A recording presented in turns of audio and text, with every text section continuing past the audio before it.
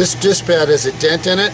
You can see the outside edge here, meaning the rub is too small. A new disc pad will have the whole pan full of rubber. To remove the disc pad, it spins off counterclockwise. First you need to jam the armature. I'm going to place a screwdriver down the side there to stop the armature and disc pad from moving. And you take your disc pad remover, insert it into the holes that it fits in, take a hammer just to start it, and it'll spin off counterclockwise.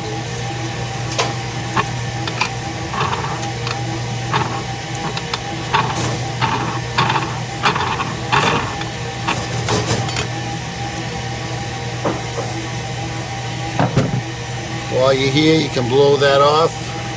The customer's waiting, so I don't have time today.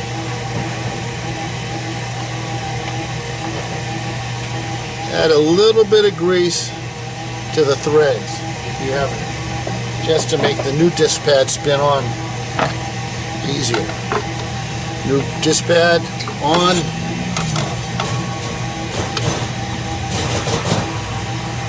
Spin it down. Finger tight. It's ready to go. The next step will be adjusting this pad, cutting the nubs off. Make sure the casters are set up for a proper cut between 12 and 1 o'clock.